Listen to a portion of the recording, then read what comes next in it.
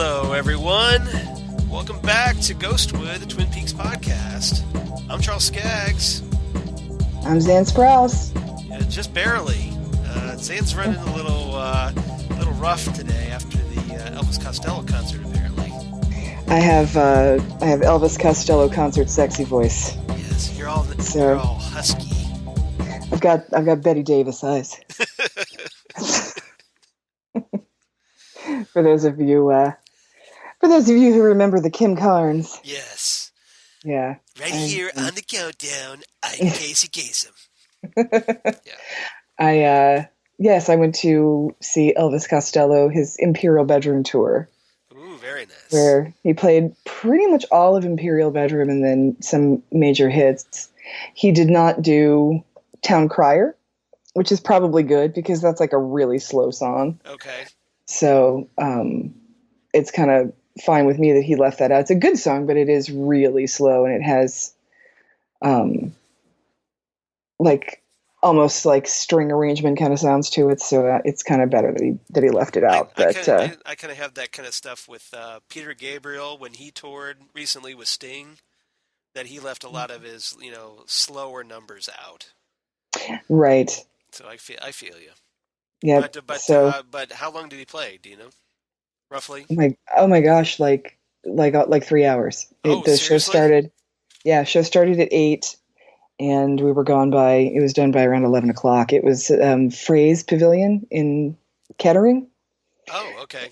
So you definitely got your money's worth then. Oh yeah. And so of course, those of you around there know that Frey's is definitely has a sound ordinance because it is. Yeah. It is near a lot of residential areas, and it's in a residential area. It's a beautiful place. I don't know if you've ever been for a concert, but no, I've never been. The park itself is a really nice park, and the pavilion is a great place to see a show. It's about the size of the outside of, I don't know, what are we calling it now? Express Live. Oh yeah, something like that. Formerly the LC. Formerly the LC. Yeah, exactly. Yeah. And how this is not a very small outdoor pavilion. Right. It's not like the LC where it can be inside or outside. It is always outside, but it's like that. There's a little lawn, and then there's seating, and but yeah, he played intimate setting. Yes, it was an intimate setting, but he did play a lot of good older hits. There was Green Shirt, there was Watching the Detectives, there was Allison, there was Accidents Will Happen. Pump It Up. Yes, he did Pump It Up. Nice. He did What's So Funny About Peace, Love, and Understanding. So he hit the big ones. Yes, he did. And then, like I said, most of Imperial Bedroom, which was great. I love that record.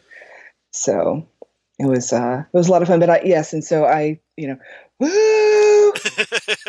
So, I do have kind of So you have woo voice. I have woo voice, Woo! which is a little bit better than the 90s when I would have to go back to school with headbanger neck. And woo voice is a little easier to deal with. Yeah. Well, especially nowadays. I think headbanger neck would actually literally kill me. So. Well, let's be grateful for that then. All right, so let's be grateful it wasn't like Quiet Riot or something, Or I never got to see them before Kevin DuBrow died. Or Twisted Sister, or. Oh yeah. That was. I have done my share of metal shows. That's true. The big hair metal kind of sort of thing, or unless you're talking about more like the. Oh, Blue Oyster Cult, or seen them. Yep. Or the we kind of talked about this a little bit with our metal band recap, but yes, so stuff like that. But all right, so everybody here that's willing to talk Twin Peaks, well, guess what? Me. Me. Coincidentally enough, we're here to talk The Return Part 10. Well, Charles. Yes. Can we talk about something else first really quickly? What would you like to talk about first? I would like to talk about the announcement that Criterion has added Fire Walk with Me to its Ooh, yeah. October 2017 releases. So are you geeked about that? Because, see, I don't have a 4K TV. I don't either. So I'm not Just sure. So it's anything not that, worth it for me to upgrade to the 4K release. oh, it, you don't want the Criterion color bars. Come on, Charles. um, the the thing I like about any sort of Criterion release is that you will, you are getting a loving restoration. Right. This is not going to be a, Just you know, I love a you. cheap money grab. Yeah, I love you, Anchor Bay, but when you do a Criterion, you're going to get a very well restored, very well crafted. You're going to have a great package. You're going to have a great transfer. Everything's going to be great about it. And I am very excited that this movie is getting that treatment. They did a fantastic job with their treatment of Eraserhead. And I believe they did a Mulholland Drive, which I don't have yet. That would be nice. So they, if when movies come out on Criterion, even if I have them, I get them because I think It's an automatic. Yes. Yeah. Yes. So everybody, there's a lot to look forward to in October. We've got Criterion is doing Fire Walk with Me, and Mark Frost's second book, The Final Dossier, is coming out. So yeah, so good gifts for Christmas coming up. Yes. So as far as I know, the Criterion release. Now I know that David Lynch remastered Fire Walk with Me for Blu-ray for the entire mystery set. Right. But apparently he went ahead and remastered it yet again for 4K. Right. Ultra high def. Ultra high def, yes. So we can see Jacques Renault in ultra high def. And there's a new Sheryl Lee interview from what I understand. And yes, that's always good to hear from her. So Criterion is just the ultimate for movie nerd. Yeah. So now I'm guessing they didn't remaster for ultra high def the missing scenes that were included with the entire mystery. Right. I'm not sure if they I'm guessing did that, those are in standard Blu-ray HD. Probably. So I'm not sure. It's something to look forward to because Criterion does fantastic work. Yeah. Well, if I needed another excuse to want to get a 4K television, ultra high def television, that's probably it. Well, that would do it for sure. I know that because I need a Garmin Bozia in ultra high def. Oh man, it's cream corn. The cream corn being slurped up. That is going to look so beautiful. And those teeth, those blue teeth, that'll be great. Or that monkey face when the magic kid reveals his mask and flashes it and reveals a monkey face and then that's going to be fabulous. Yeah. I with the 4K televisions though, I don't know if my eyes are good enough to even notice the difference.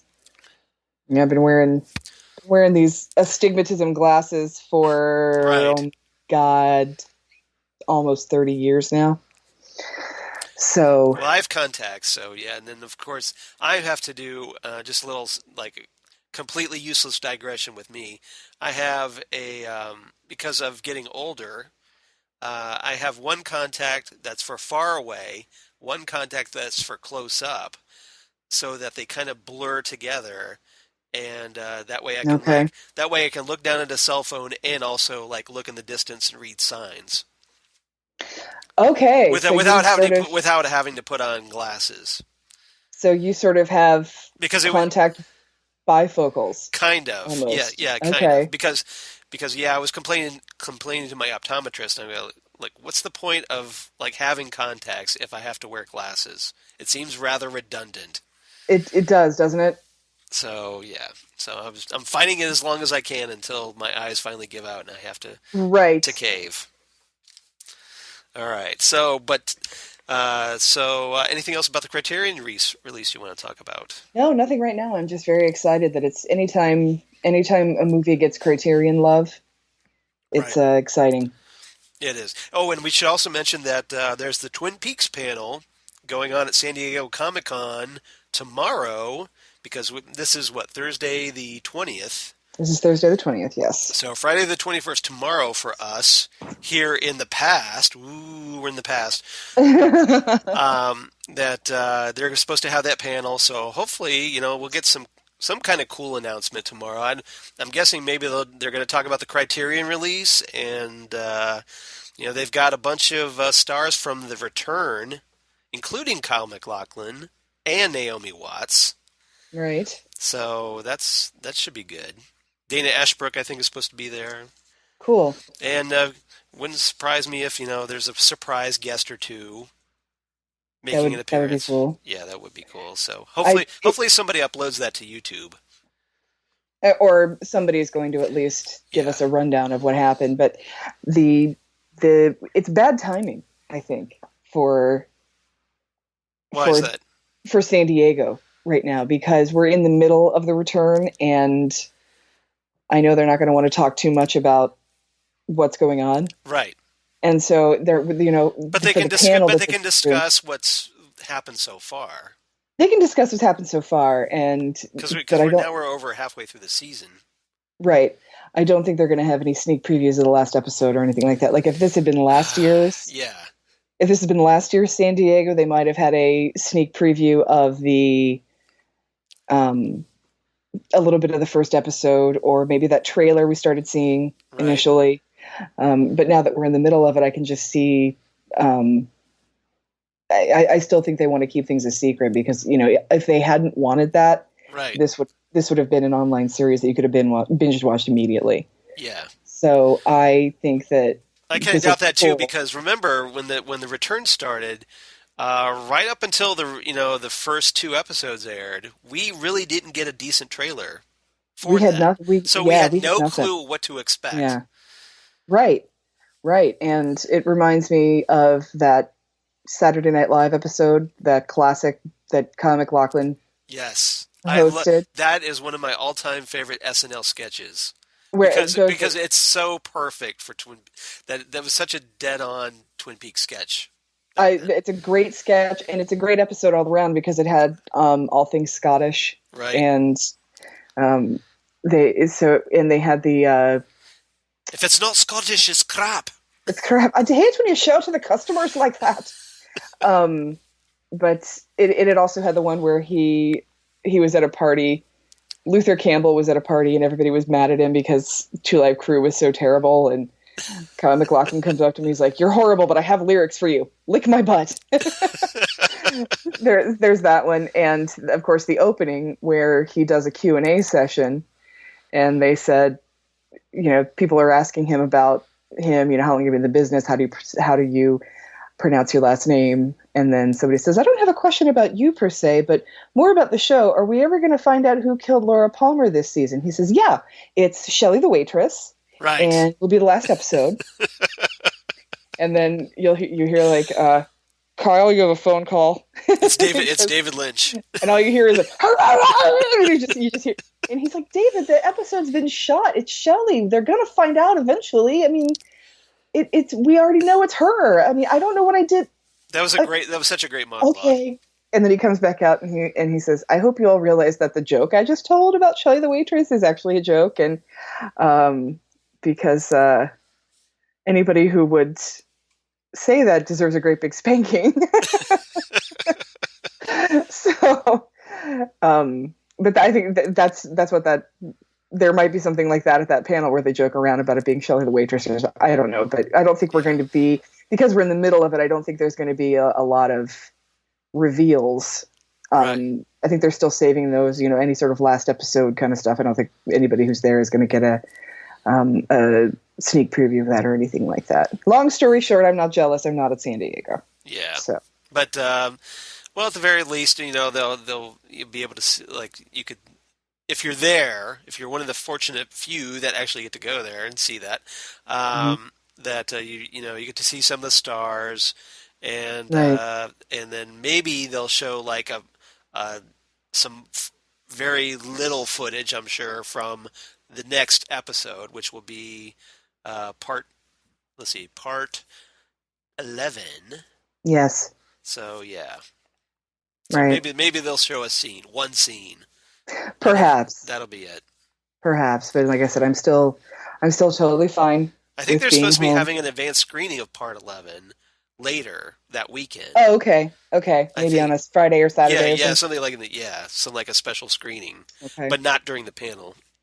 Makes sense. Yeah. Makes sense. All right. So as far as part 10, this was a very dark episode, and I use that word sparingly because hey, it's Twin Peaks. Lots of it is dark, but This one was this one's pretty dark for Twin this one Peaks. wasn't yeah, and this one wasn't just dark. This one was very uncomfortable Yeah, to watch parts of it. this one made you squirm, Yeah. and I'm not just talking about that annoying freaking teddy bear. Hi, Johnny. How are you today? Yeah, exactly. Hi, Johnny. How are you today? Over and over and over and over again. Well, I think that almost added to the disturbingness of it for Yeah. me because this is obviously going on when there's a children's toy in the background. Well, yeah, it's that whole like you have the childish innocence being just completely perverted by the violence Yeah, it was just going on. awful. Yeah, so It was it's awful. like a big juxtaposition Hmm. of the two. All right, so so here we have this, and so let's dive right in. Of course, yeah, we might as well start with Richard. So this is going to be yeah. Hello, Johnny. How are you today? And Well, Richard does something terrible even before he gets there. that's more like go away, Richard. Yeah, Which I was kind of with Miriam on that one. yeah, But and I don't. Once again, I don't understand people who underestimate people who they know have killed people. Yeah. Because this does not end well for Miriam. Well, I think Miriam is just like this sweet lady because we get a glimpse of her life, and she lives in this trailer. I don't think it's in the Fat Trout Trailer Park, or is it? I don't think so. And I don't think so. But she lives in a trailer, and she's got like all this. She's like way into Christmas. Yes. She's got all these holiday decorations: Santas, reindeers, the angels, and whatnot. Christmas tree in the window. So she seems like she's a rather sweet, innocent person. And she's obviously very bubbly, as we saw in the Double R Diner. So, yeah, she seems like she would be way too trusting and way too naive. And that's what ultimately, I think, does her in. Right. Not, not just immediately calling the cops. Mm-hmm. And now sending a letter to Sheriff Truman? Admitting that you sent a letter. Which is right. Like, that pretty much sealed her fate at that point. I already sent a letter to Sheriff Truman, and blah blah blah blah blah, and then he breaks the door. He gets in, and then you hear horrible noises and horrible screams, and then he leaves, and then you hear nothing. Yeah, basically you get you go inside and you see Miriam face down in a pool of blood coming from her head, and you find out that Richard has turned the gas on the stove. Yes. And lit a candle. And so even if she wakes up from her head injury, she's not going to wake up because of the gas. So it's almost like it's going to go kablooey. The candle almost doesn't even matter at this point. Well, it's the candle's almost acting like a timer. Right. It's just there until the gas reaches it, and then.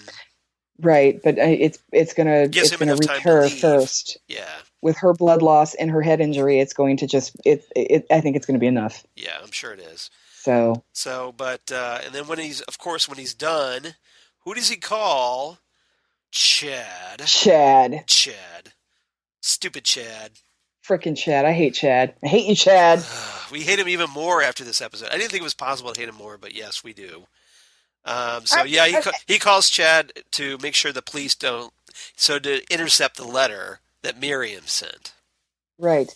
And, Chad, come on. I mean, if you're just a corrupt cop that wants to make a little extra money running drugs into the town, Right. That's almost forgivable. But this is you hiding the fact that someone killed a little boy.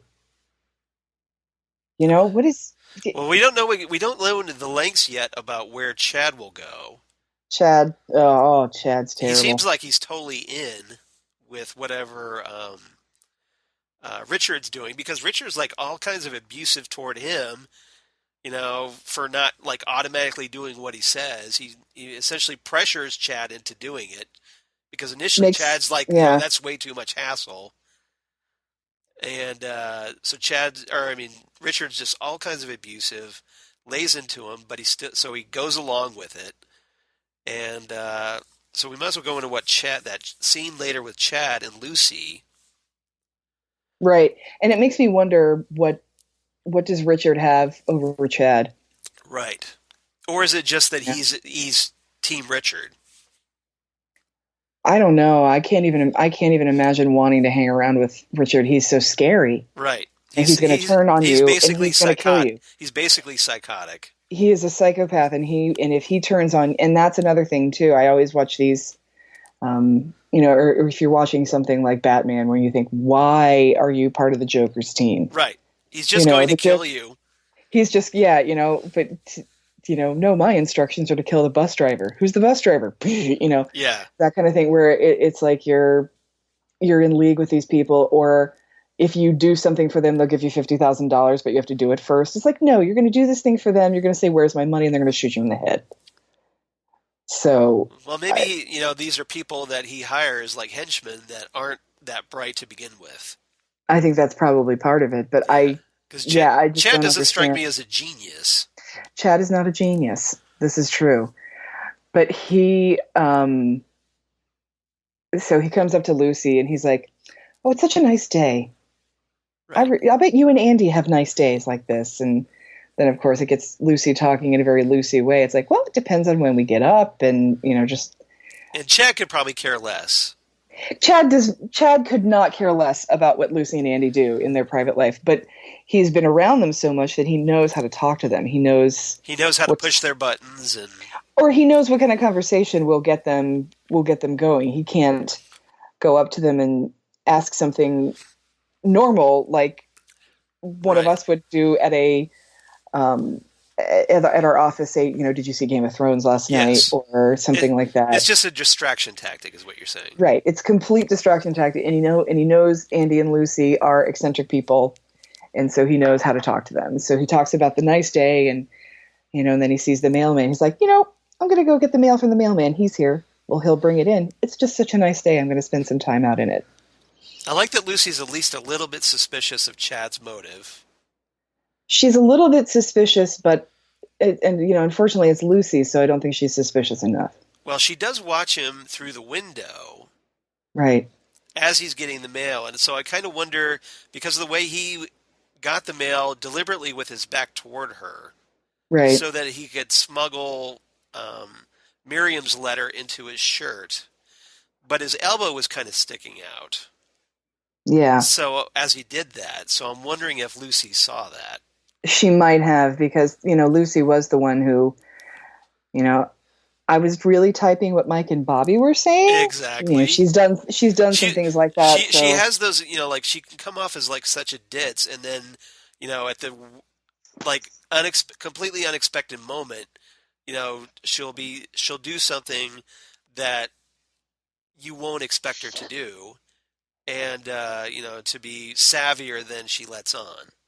Right. She is kind of a ditz, but she has worked for police for probably 30 years at this point. Yeah. So. And since nobody likes Chad in the sheriff's nobody likes Chad. Who hired Chad? Yeah, I want to know who hired. Yeah. Who the heck hired Chad? Maybe Harry got drunk and then he was there. And then when Frank showed up, I don't know. Maybe Harry was sicker than he thought when he hired Chad. Who knows? Yeah. Chad needs to get fired. Yeah, there's a story there about who hired Chad in the first place. Who hired and Chad? Why. Yeah. Seriously. Yeah. So Chad intercepts the letter, grabs himself a donut, and walks off. I think I'm going to have another donut. I'm going to have another donut. Yep. Yeah. With that big punchable face of his. Oh, Chad. Chad. Shakes fist. Seriously. So while on the subject of Richard, Chad texts Richard that, hey, I got it. Done. Done. Exactly. Yep. And so Richard even just becomes even more psychotic at this point later in the episode because he shows up at Sylvia Horne's house, and we get the revelation that, hey, Johnny Horne didn't kill himself, thankfully. Yes, he's injured, but he didn't. Yeah, he's got they put a helmet on him, a crash helmet, and yes, they restrained him to a chair in front of this teddy bear that has somehow had its head replaced with some like crazy Mr. Bill looking thing. It's like a spaceman. It has, it has one of those like a bowl, spaceman helmets on it. Yeah, yeah, and it just says, "Hello, Johnny. How are you today?" But it's got like the Mr. Bill mouth going. Oh, it does, no! yeah. Oh no! There's an obscure reference for you kids. Yep. And so he shows up immediately, like lays into Sylvia, like, give me money. And we get confirmation that, hey, Sylvia's his grandmother. Yes, he says, "Hey, Grandma." Yeah, so and she, of course, is like, "Johnny, don't even come in here," but she's got the door open again. Right. So she knows he's bad news. Oh yeah, everybody knows he's bad news, and yeah. So obviously, it's pretty heavily implied that, yep, Doppelganger Cooper apparently impregnated Audrey while she was in the coma. Somebody terrible impregnated Audrey because Richard is terrible. Yeah. So, yeah. And if we remember, Bob was presumably still in Doppelganger Cooper at that time. So apparently, Richard has some Bob in him, which would explain why he's so psychotic. So your Doppelganger Cooper rape theory is. It seems that way, doesn't it? Is coming a little bit more to fruition. I mean, we don't have official confirmation, but because we still haven't seen Audrey. Right, and that's the thing. I will say this, that it's not looking good, is it? I'm really hoping that this is not. Well, I don't know what I'm hoping for, because I don't want something that bad to have happened to Audrey. That would be horrible. And that's absolutely horrible. And somebody who's so terrible, like Richard, right? I can't imagine that being John Justice Wheeler's son either. No, I can't either. So it's like, I don't know who it is, and I'm not. It's the only explanation that makes sense, unfortunately, at this point. Something. It's just, it's really, really terrible. Unless something like possessed Richard. I don't know. I don't know what's going on. Who knows? So Richard, he hits Sylvia up for money. He starts choking her. So he's choking his grandmother, demanding the code for the safe. He finally gets it. And he says he's gonna kill her and kill Johnny if he doesn't get it. Right. And Johnny's just in the other room, he's trying to help. He can't, and you felt horrible. This whole scene is just so unpleasant to watch because Johnny obviously wants to protect his grandmother. Can't because he's restrained. That's Johnny's mother. Right. That's true. Mother. Yeah, I'm sorry, you're right. Yeah, his mother. And he can't do anything. And even if he could do something, what can Johnny do? Right. I will say that Johnny, like I said last time, I think that whatever Johnny's issue is, he is probably one of those people that should be wearing a helmet when he's not able to be restrained, and he is a large person, and he probably can do a lot of damage. Right. If he has a fit or something. If he has some sort of a fit, and so he could probably do some major damage on Richard, but Richard would not stop. Yeah. And, I believe Richard would kill him. So, thankfully, Richard doesn't do anything to Johnny. Right. He very easily could have. Right. He gets what he wants out of the safe, and Johnny, unfortunately, does fall over in his chair. But he doesn't touch Johnny. He just goes in and gets what he needs from the safe, and then he takes Sylvia's purse, dumps it out, takes whatever she has in there. Right. And walks off. Walks off with the money and the items he took from the safe. And after dropping the C-bomb. He drops the C-bomb on her, which just is... Right. That's one of those things where it's... When, you reserve even the most foul-mouthed person... Yeah. Which I can be sometimes. Yeah. It reserves that for... Yeah, someone like Richard. yeah. I think Richard applies. Yeah, but that's not a swear that you throw around. It's not a quick go-to swear in the vocabulary. No, it's not one that you throw around very lightly and casually. Just to think about calling your grandmother that. It just shows you how low he is. That's just, and Sylvia's not the nicest person. Been the nicest person in the world, but she's nowhere. Not even Benjamin Horne is that bad. Well, not even Ben would. Ben, even when they were fighting, wouldn't do anything like that. He wouldn't. He wouldn't call her that. I don't think. No, I don't think so. I don't think anything. I don't think anyone that we've seen. I don't even know if Chad would say that to his grandmother. And Chad. Yeah, I don't think. Yeah, you're right. I don't think Chad. I can't see Chad. Even Chad wouldn't go there, and we hate Chad. Chad wouldn't go there, and we hate Chad. Yeah, we totally hate Chad. But apparently Chad is better than Richard. But apparently God. Richard is, I think, the absolute worst character on the show. He's one of the worst characters ever on television, frankly. Yeah, so far, zero redeeming value in Richard. I'm going to make a bold statement here. Right. I honestly think I hate Richard more than I hate Cersei Lannister. Ooh. Or Cersei Baratheon, yeah. Actually.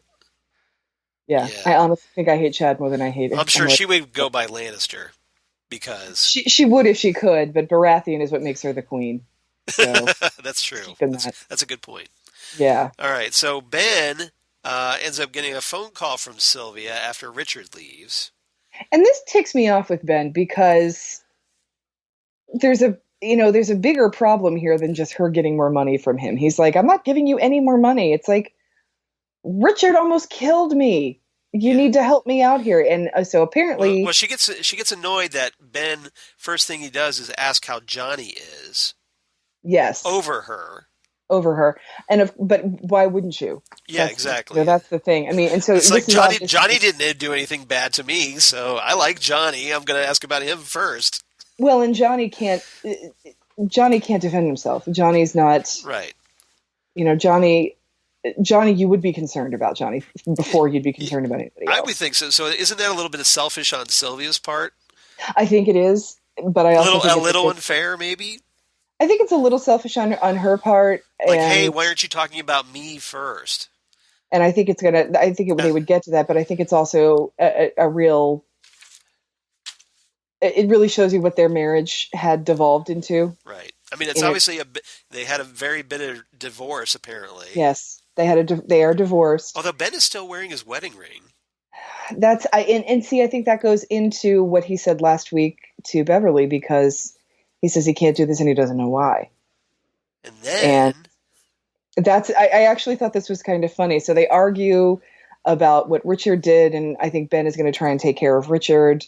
And then they hang up, and he just goes, Beverly? Yeah. Do you want to have dinner with me? He's like, that's it. I got to do something good here. Well, this is like, last week, he totally blew her off as far as, she hinted that she wanted to take their relationship further. And he's just like, no, I can't do that, like you said. And then, but now that he's talked to Sylvia, he's just like, you know what? Screw it. Yeah. I'm asking her out. Let's go. Yeah. Exactly. Where it's just sort of nothing, there's nothing left to worry about. And, exactly. Or he just needs something nice in his life. Like, what am I worried about now at this point? He has a son who has severely injured himself. He has the ex-wife who he still can't get along with, even though they're in a situation where they're obviously on the same page. They obviously both think that Richard has gone too far and something needs to be done, and we still don't know what's going on with his daughter. Yeah, as far as I mean, she could be still in a coma for all we know. Gosh, I need to see some Audrey really soon to feel better about the world again. And Big Ed, we still haven't gotten Big Ed. We haven't seen Big Ed. We got to see a little bit more of Nadine this week. Yeah, we'll get into that. Just real quick. So, okay, anything else about Richard, who we really hate? Please, no more about Richard. Yeah, I think that's enough. All right, so let's move on. Somebody kill him, please. So, in another charming scene, we return to the new Fat Trout Trailer Park, which is the residence of the Burnett family, apparently. Yeah, well, we get to see Carl Rodd again, sitting in his folding chair, strumming Red River Valley on an acoustic guitar. Which is just awesome. Who knew Harry Dean Stanton could sing? I did. Have you seen The Rose? I have not. That's why there I don't know. Go. That's why I don't know. Problem solved. Mystery solved. He plays kind of a like a Hank Williams-y, Johnny Cash-y kind of a character in The Rose. Okay. And so I did not know think that. I was stunned. I was just like, he's actually got decent pipes. So I know Harry Dean Stanton. I cannot say enough good things about Harry Dean Stanton. So and of course he gets through most of the song, and then all of a sudden a red coffee cup comes flying through the window of a nearby trailer. Yep. I wonder if that trailer was the same spot where the Chalfonts were. I don't know. Their name is Burnett, not Chalfont, so maybe it's illegal to be there. That's true. That's true, because remember, it has to be Chalfonts. You're right. Yeah. You're absolutely right. Weird, huh? I remember there was a Chalfont before them, and there's a Chalfont before them. So, yeah. So we go inside and find Shelley's daughter, Becky, who we last saw looking very dreamy up at the sky. Mm-hmm. With drugs freshly in her system. Exactly. But she's getting the Leo Johnson treatment from Stephen, her husband. So apparently the cycle is repeating itself. Yes, and that's again terrible and unsettling and disturbing to see. So Stephen goes full Leo Johnson, just like, he starts abusing her verbally as opposed to, and physically. He says, quit effing speaking to me. What I do and don't effing do doesn't concern you. Concern you, yes. And, like he talked going on about their, crappy trailer, keeping it tidy, which is a total Leo move. This is where we live, Shelley. Exactly. I'm going to show you how to clean this floor, and then you're going to do it. Yep. So, yeah, and I think and again, it is history repeating itself. When I come home, I expect this place to be clean. And I mean clean. Yeah. And you smoke one type of cigarettes from now on. But that's been drilled into our heads at all. Oh my gosh. And so that makes me wonder, what. Well, the really interesting part comes out with this when he says, listen to me. I know exactly what you did. Exactly what you did. So what did she do? I haven't the foggiest clue, and I'm very, very curious about it. I'm very curious about a lot of things about Becky now because, what did she do? And I, to just a quick disclaimer here, nothing she could have done would justify what Stephen is doing to her. No, not at all. I would like to just say that right up front. That's an easy disclaimer. Is she trying to get away from him? Is she trying to turn him in? Is she? What's going on with her that she's doing surreptitiously around him?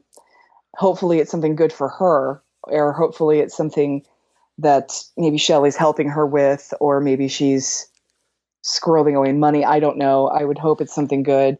And it just, again, it makes me wonder what, first of all, who is Becky's father? Right. We still don't know that yet. We still don't know. And we still don't know what actually happened to Leo. Because Leo was just... Go ahead. Go ahead. No, you go ahead. I was just going to say, last time we saw Leo, he had this death spider right over him, left in Wyndham Earl's cabin. Exactly. And then So like was it Andy who entered or whatever and found him? yeah, And then the cage dropped, presumably, and he died. I don't know what happened to Leo, and I definitely don't think that Shelley would have still been with Leo after. It's not like he would have just come home, No, you know. And I don't especially with Bobby still around. right, and I don't know what's going on. You know, did Shelley have a bad breakup with Bobby and then have another abusive boyfriend? I don't know what happened, but I'm very curious about this family and very curious as to what is going on with Becky that isn't Steve and drug related. You know, she must be trying to do something to better herself that's upsetting Steve. So here we are, So, 8 episodes left. More mysteries. more questions. We're supposed to be Oh my wrapping this stuff goodness. up, and here we get hit with more mysteries. Yep. Ugh, this show. All right. I love it, but this show. It knows David and Mark know how to keep you hooked They and on do. the edge of your seat. Like, just when you get a few answers, but then you get 10 more questions on top of it. Right. Right.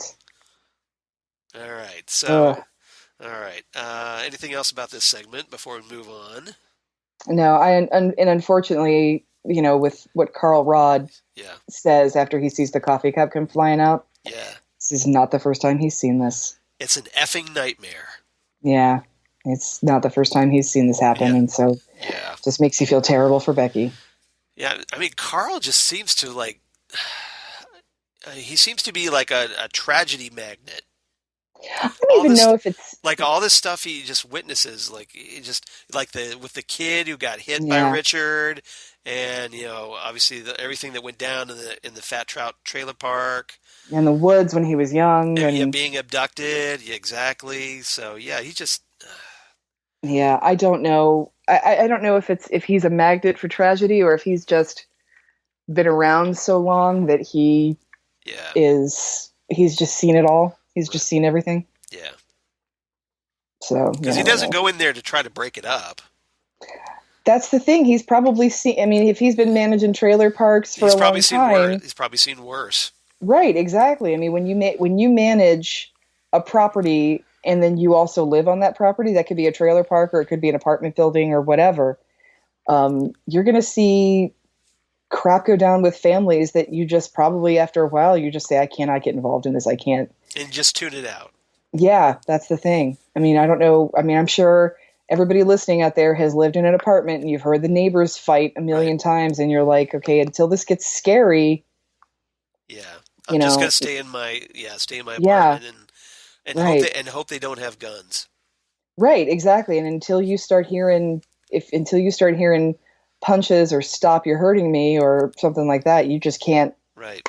you can't let that affect you because otherwise it's going to take over your life too. So, Exactly.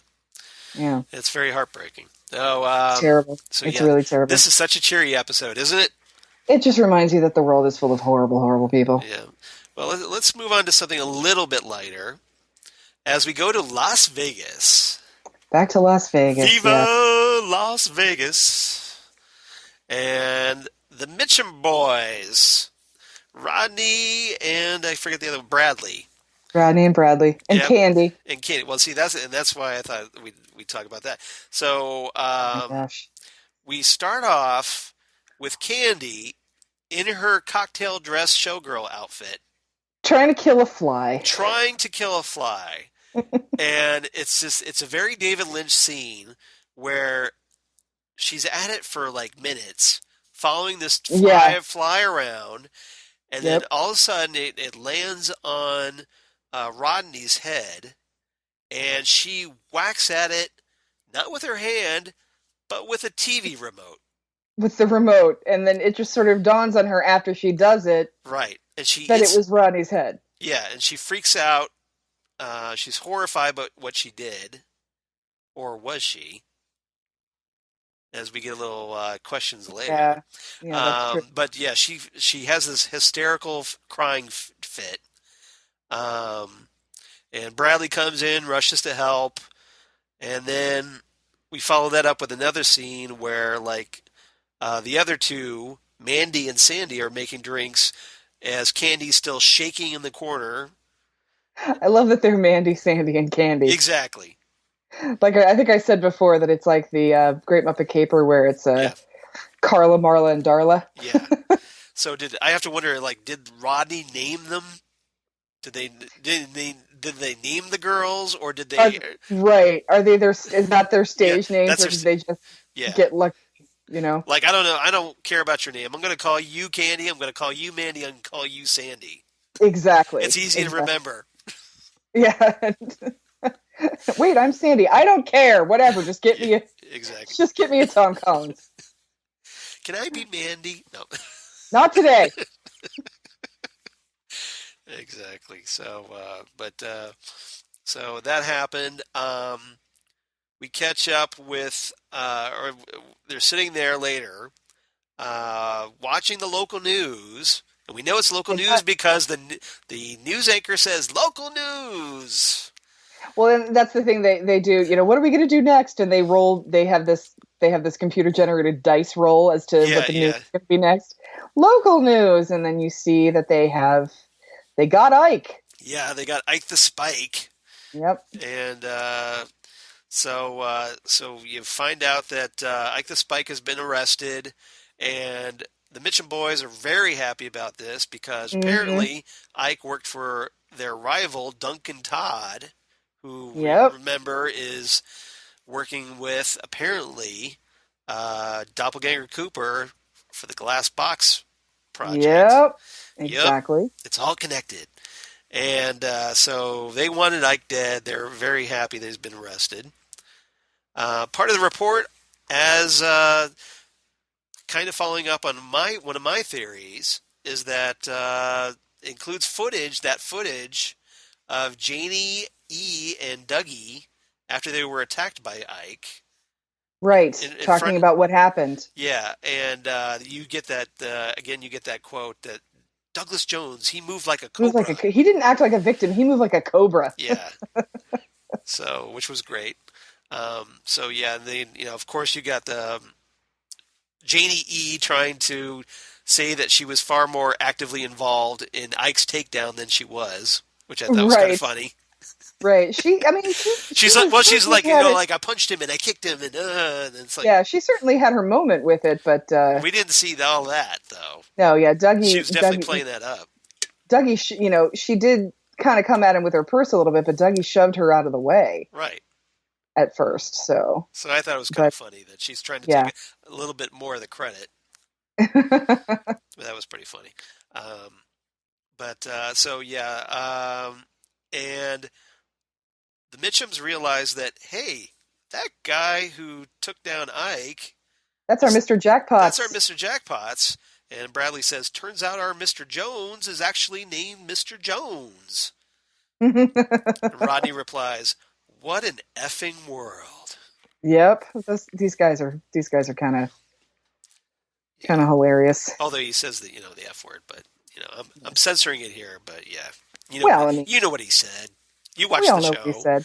Yes. Exactly. So, Mitchums make the plans to call off the hit they arranged on Ike because he's, in custody.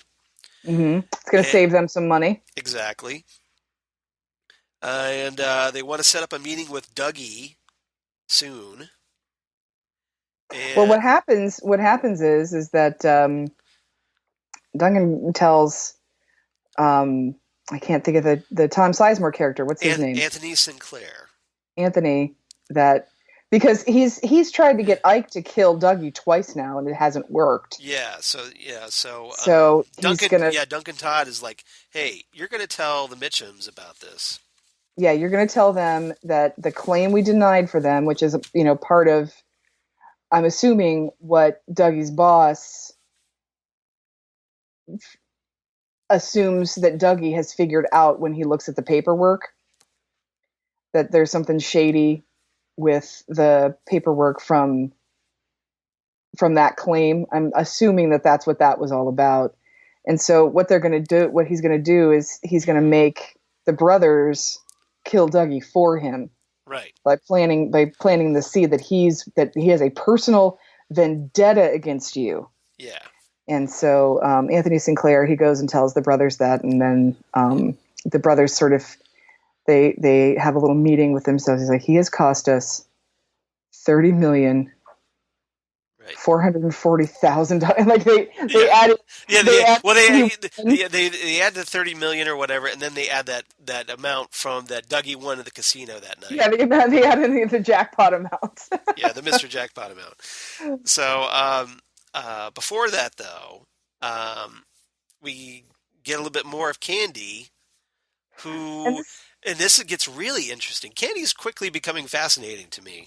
I don't know about you. Fascinating, yeah, because who actually is she to these guys? Yeah. Because you can go ahead and talk about what it is she was doing. Well, basically, yeah, so she's there in the surveillance room.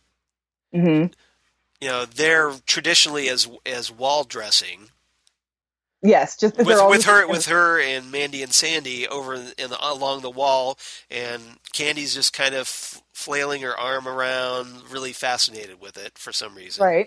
Right. And so Rodney says, "Hey, Anthony's downstairs. Go get him." And Candie kind of tunes him out. Yes. And so he gets all insistent, like, "Hey, go down and get him." Yes, he's down there. So she's kind of rebelling, and she goes down there reluctantly. Is she rebelling, or does she not get it? I think she's rebelling. Okay. I think she is. We'll get into this. Yeah, I can't tell. I can't tell. I can't tell. I mean, it's not crystal clear, but I kind of wonder if she's rebelling. How about that? Right. I wonder if she's rebelling. So she goes. She goes down. She starts talking to Anthony. What are they talking about? For a really long time, and it's driving the Mitchums crazy because they're watching it over the camera. Right. And so finally, Candie brings him up.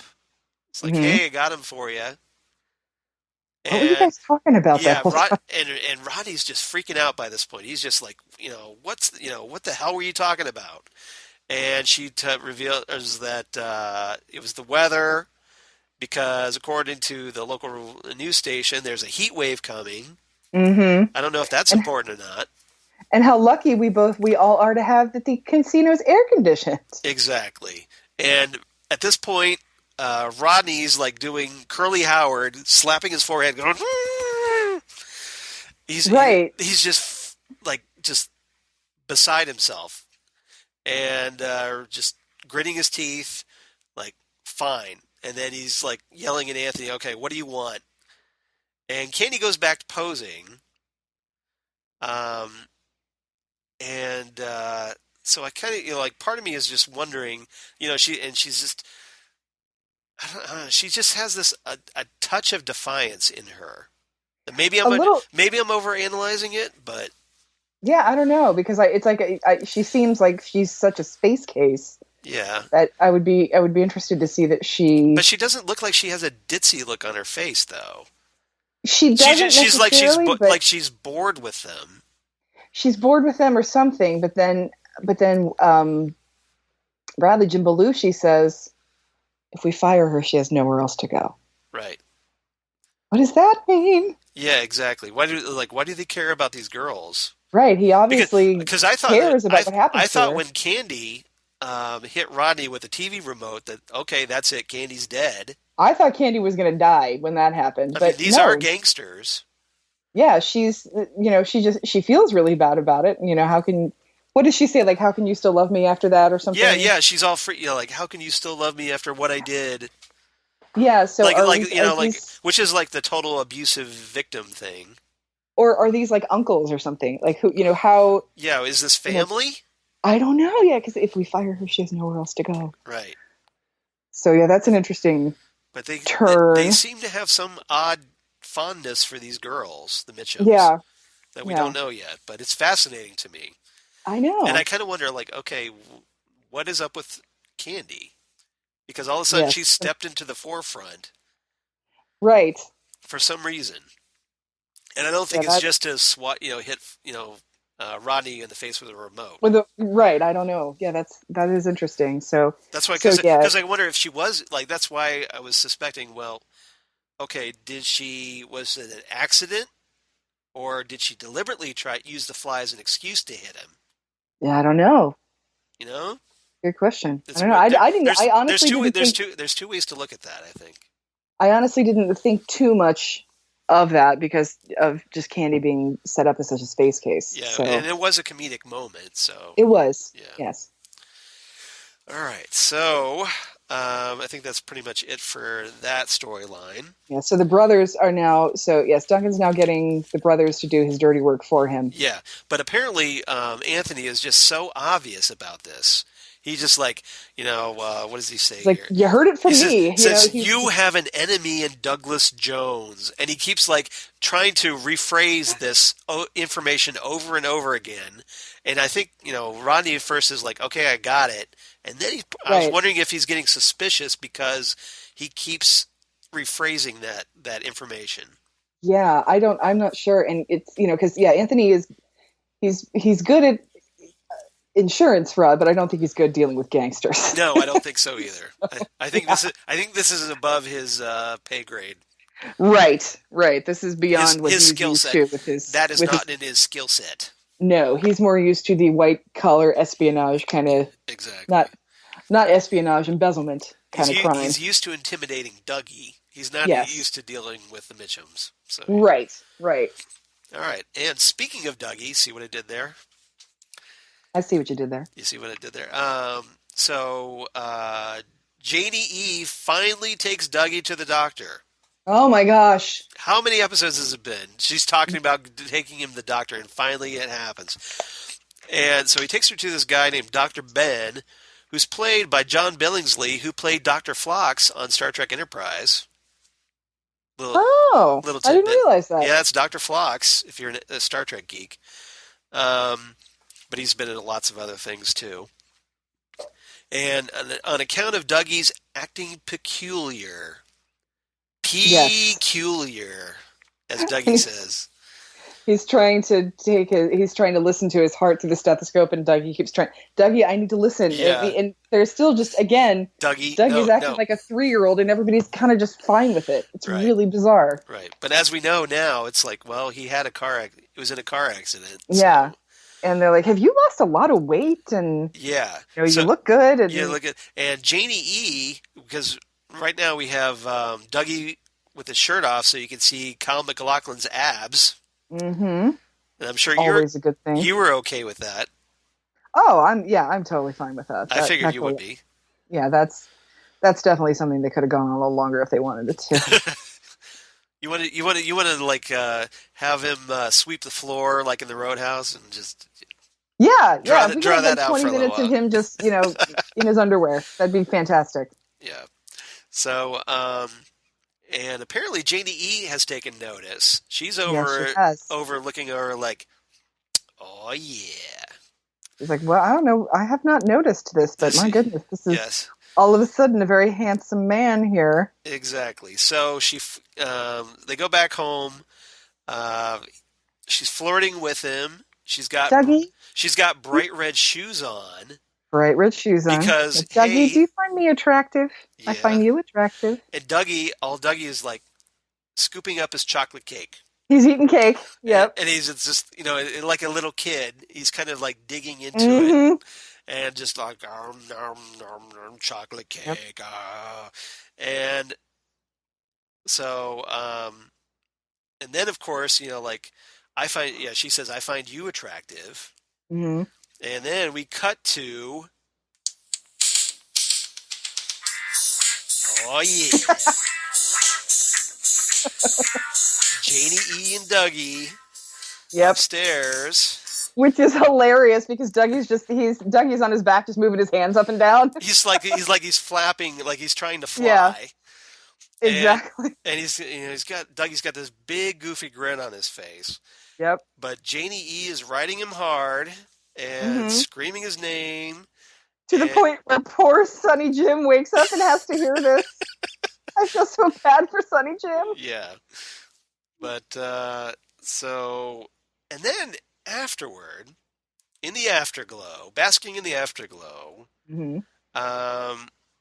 Janie E says, I love you to him. He And says, he "Love you." replies, "Love you." Mm-hmm.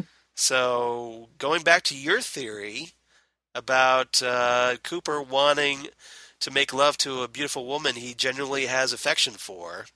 Hey, yeah, perhaps that. See, and I was wondering about that. Is Janie E the one? I was wondering about that because Janie E has been taking really good care of him and Right.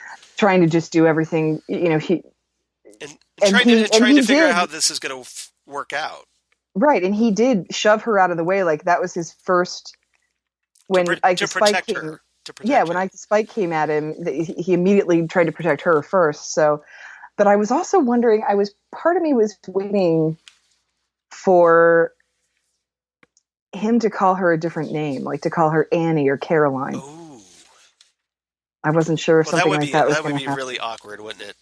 That would have been really awkward, but it would have been something that would bring back Cooper, you know? Right. That little glimpse, like, oh, he's still in there. Yeah, because I don't think you get laid very much in the lodge.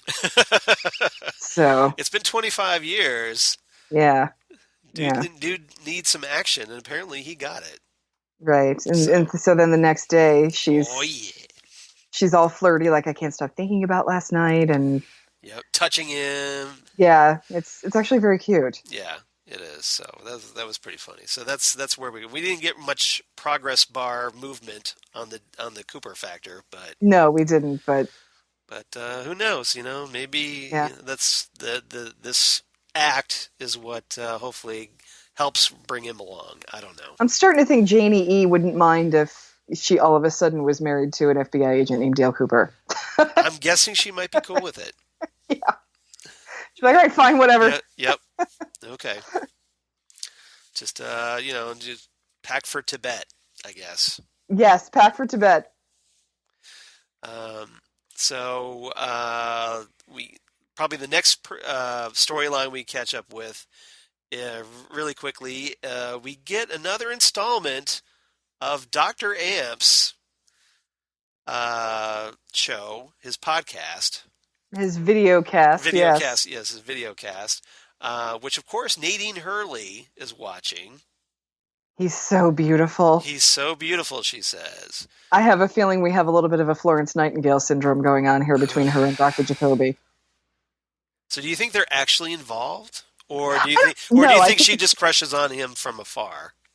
I think it's Florence Nightingale because, he probably, the night that she got hit in the head at the pageant and then goes back to being 35-year-old Nadine rather than 17-year-old Nadine. Right. Dr. Jacoby was there, and of course, so she's there. Yeah, that's right. I forgot about that. She's there with Mike, and Mike is saying, "I love you," and she's like, "Who are you, and why are you in my house?" And then she looks over and sees Ed and Norman and says, "Why is she here?" So all of a sudden, here she is. She has no memory of the last couple of weeks, months. Ed and Norma are apparently together. They've already they've already agreed to a divorce. Right. And the only person there that is anybody that Nadine knows is Dr. Jacoby. So I'm sure there was a lot of... Yeah, and we don't know how long Dr. Jacoby treated her before he lost his license. That's exactly what I was going to say next, that how long was he treating her after he lost his license? So I think, like I said, I think we have a little bit of a Florence Nightingale syndrome because she's not watching this laughing at him or writing things down, or she's not getting on the phone to order her shit shovel. Right. She's not going, yeah, like, when people are watching. Apparently she's already got a shit shovel in her store window. Yeah. Because apparently Nadine's doing pretty well for herself. Yeah. She has, and I love that they went back to this, her own silent drape runner shop. Yes, she does. Run Silent, Run Drapes. And apparently that's a play on the title of a 1958 film called Run Silent, Run Deep. Run Silent, Run Deep, yep. Starring Clark Gable and Burt Lancaster. Mm-hmm. And so she's doing pretty well. She's doing pretty well, yeah. She seems rather well dressed. She's like drinking a protein shake.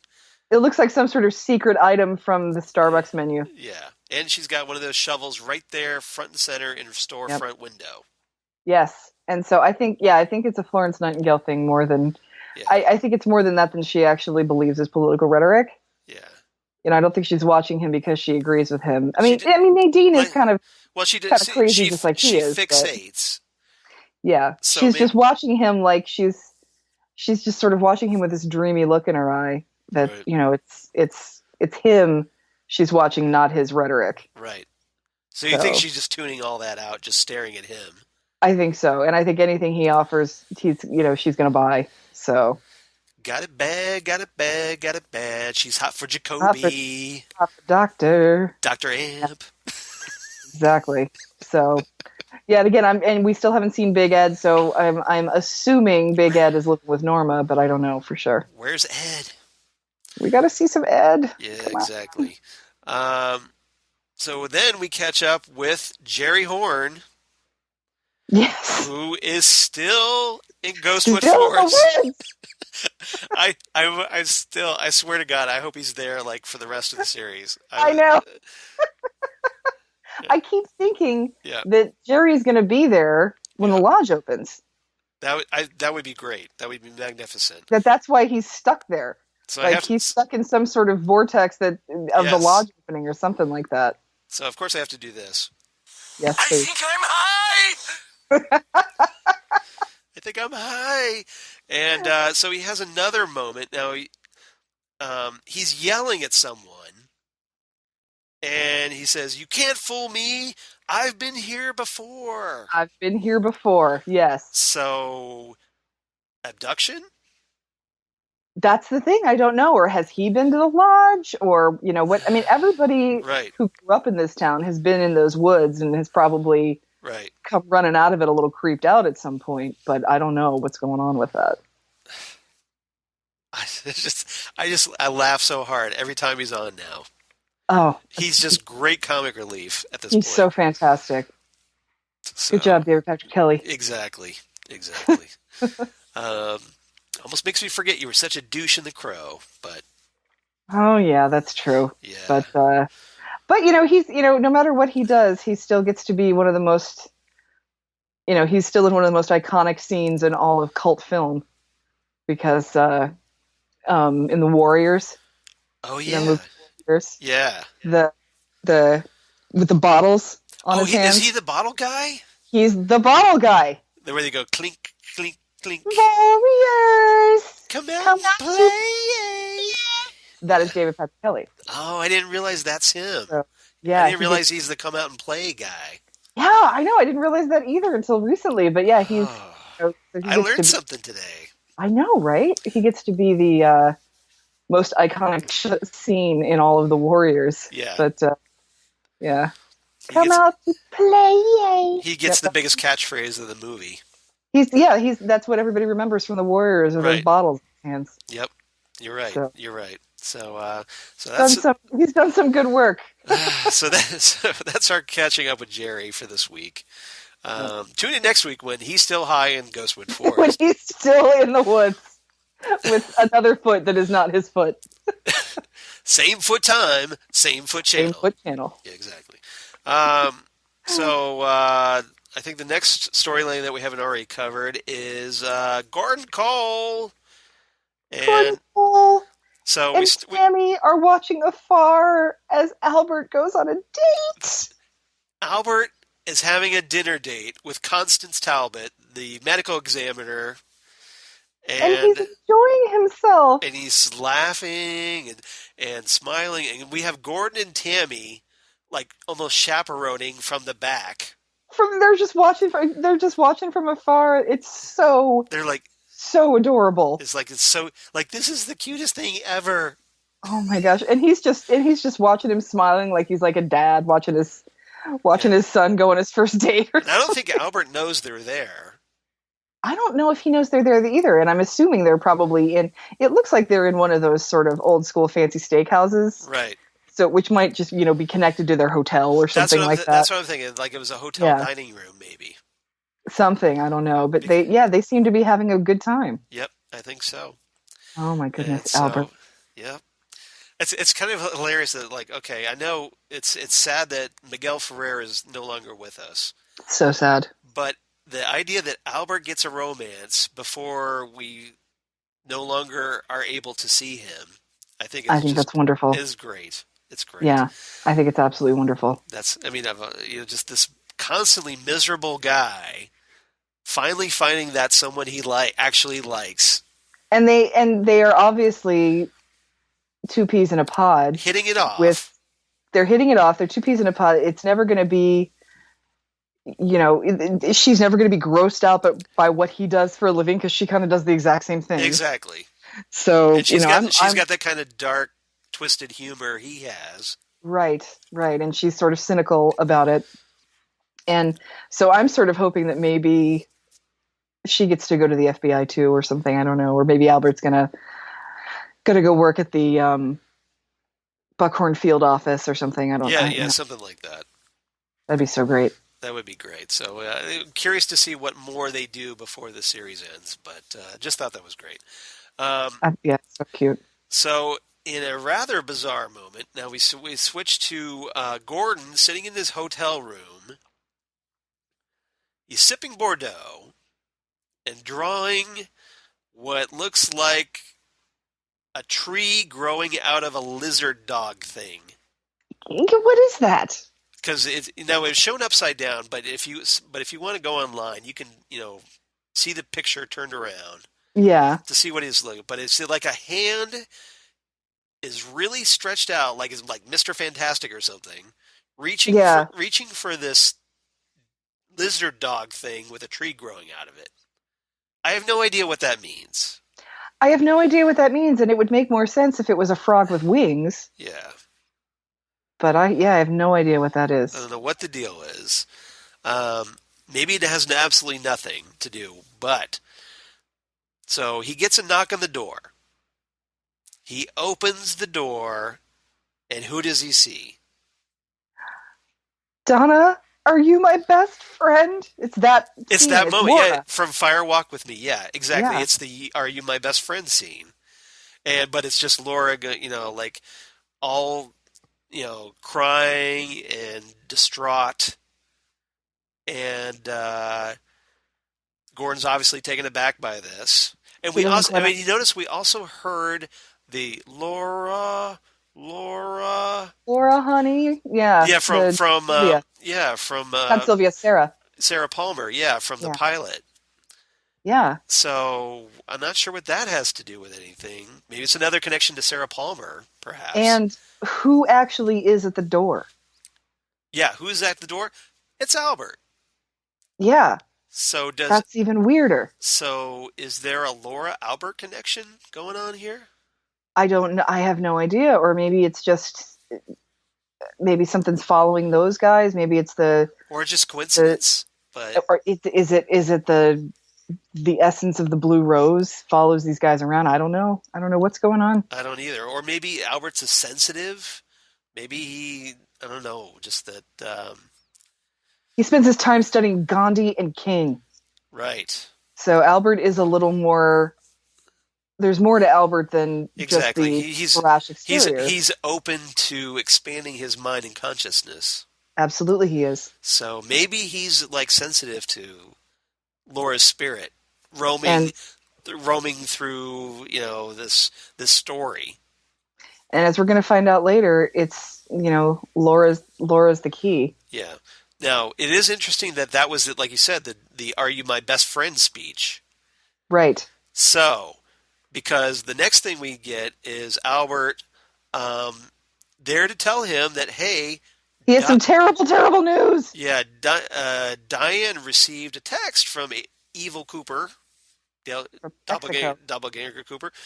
The around the dinner table, the conversation is ready Lively. Text, and she replied back. So they have Hastings. They're going to take him to the site. So he knows. So what is going on, Diane Evans? What are you doing? So again, we're wondering what is up with Diane. Oh, this is not what I wanted for Diane. If I was going to see Diane, this is not what I wanted for her. So is Diane being pressured by Doppelganger Cooper? Or is my theory is she something more going on? Is there something more? Does she not understand Is who there he something, really a is? Or doppelganger inside her? right? And I was thinking about this after we talked last time Right. about her having the white hair, and is there something going on with her? Yeah. She's so jaded, and F you, Gordon, and just in all the different Right. all the different guys she's with every. Or what does Albert say? She has a plethora of suitors or something like that. Exactly. Yes. And so, she has this sort of numb, she's always drinking. Who does that remind us of? Yeah. She's getting different guys all the time. I mean, I don't think she's a whore. I just think she's doing this to be further numb. Exactly. Like she's trying to forget something. Right. So, and she's constantly like, F you, Gordon, I want to go home, or F you, Albert. She really doesn't have a whole She's angry. lot to say until the scene outside the prison where she says, it's something in his heart. Like, it's almost like she's trying to tell Gordon something more than she's actually telling him. Right. And then after Gordon is talking, and in this episode, after Gordon is talking to Albert, he says, I could feel it when she hugged me. Yeah. So, no, I kind of wondered, like, that scene, it was like a couple episodes back where they're sharing a cigarette outside Yes. the medical examiner's office. I wondered if Gordon was testing her with that. By asking her a question like, hey, remember when we shared cigarettes together? And it would turn out that, oh, guess what? We didn't share cigarettes together. I was totally lying, and you fell into my trap. Something. I'm wondering something like that too, because when she finally was very emotional about Cooper, and she says, it's something I can feel it in his. It's something's missing in his heart. It reminded me of that scene, the one that just rips my heart out every time I see it in Fire Walk with Me, where it's after the dinner, the no one's eating anything until Laura washes her hands. Oh yeah.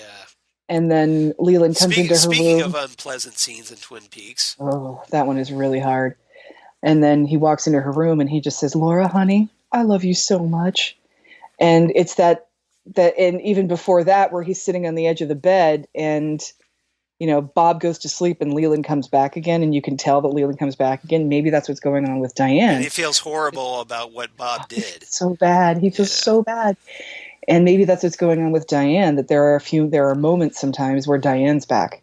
That's what I'm wondering. Yeah, that's certainly, I mean, we don't know for sure. And this is just pure speculation on our part, but David Lynch, please don't make everybody bad. Well, if she's possessed, then it's not really her, is it? It's not really her, but it's like I don't want this for these characters, No, but yeah. So we'll find out. So hopefully it's just maybe Doppelganger Cooper is blackmailing her or something. Something. Yeah, he's got something on her, or I don't know. We'll find out. But speaking of Doppelganger Cooper, Tammy comes in at that moment, shows them a picture of the doppelganger as the mysterious billionaire who financed the glass box operation. Yep. So it's pretty clear that there's that connection. So that has come to pass. He is our mysterious benefactor. Which of course ties him to what's his name? Oh shoot. Duncan? Duncan, thank you. Duncan Todd. Yes, Duncan Todd. So we got confirmation on that. And let's see what else. Our last scene. And this is another powerful scene. The log lady. Oh my God. Yes. Closes part 10. So big props to the late Catherine Coulson. As I'm showing my log lady Funko figure. Yes, Charles is showing the lug lady Funko figure. Don't show me any more Funko figures. Why? Don't even. You gonna start crying? No. I thought you were going to show me the other one that you showed me. Oh, no. I told you I wouldn't do that again. Thank you. I promise you I'm not going to do that again. Thank you. I thought it was safe. That's why I brought out the log lady. I figured the log lady was safe. Oh, the log lady's totally safe. Yes, the log lady's totally safe. I was trying to figure. I was like, okay, what's wrong with the log lady here? So no, aside from the fact that I just want to cry every time I see her because she's just so wonderful, and she's no longer with us. And it was so heartbreaking, but thankfully we got another scene with her. We did. I don't know if we're going to get more, but at least we got one more scene. Yep, we sure did. She calls Hawk again, and she tells him, Hawk, electricity is humming. Electricity. Electricity, yes. You hear it in the mountains and rivers. You see it dance among the seas and stars and glowing around the moon. But in these days, the glow is dying. What will be in the darkness that remains? The Truman brothers are both true men. True men. True men. They are your brothers, and the others, the good ones who have been with you, now the circle is almost complete. Watch and listen to the dream of time and space. It all comes out now, flowing like a river, that which is and is not. Hawk, Laura is the one. Laura is the one. Yep. It all comes back to Laura. It does come back to Laura. So this is... And obviously with Gordon's vision of Laura, she's out there somewhere. Laura's out there somewhere, and she's going to... Hopefully she'll be in time to do what she needs to do for all of us. Yeah. But one of the popular theories I'm seeing online is wondering if Laura is going to be the spirit of vengeance that goes around to all these women that are being treated like crap by men, and somehow gets vengeance for them, for these women, like a avatar of justice somehow. That I would like that. I mean, there's more I'd like her to do, but I would like it if she did that as well. And then, but she's obviously has this, to deal with Doppelganger Cooper. Yeah, she's got to deal with him, but he's pretty bad to women. So yeah, exactly. Well, I'm just wondering, maybe is building up, wondering if somehow we get a scene where Laura goes after Stephen Burnett, or then goes after Richard. I'd love it if she went after Richard because, hell hath no fury like a woman trapped in the lodge. Right. Yeah, pretty much. Yeah. And I just, what's going to break my heart, though? What? Is if Laura's coming back, James is going to probably see her. Oh, you think? I think that people are going to see her, I think. And I think one of them is going to be James. And I think it's going to rip everybody's heart out when that happens. Yeah, kind of like how Maddie saw Bob. Sort of, or just even, or even like how Bobby got so emotional when the photo of Laura was out on the conference room table. Right. Just that it's going to, people are going to, it's going to be like the end of Fire Walk with Me, where she's going to be there and seeing everybody and crying and flying away again or something like that. And everybody's just going to lose their freaking minds. And it's going to be gorgeous. Maybe she'll be like an angel or something. Something. Yeah. Yeah. Interesting. Faster and faster. Right. The angels won't save you. So yeah, I'm not sure, but I think it's gonna, by the end of this show. Yes. Our hearts are going to be ripped out through our nostrils, I think. I think you're right. Yeah. And for more than one reason. Just don't end it on a cliffhanger. That's all we're asking. Oh my God, please. Yes. Give it an actual ending.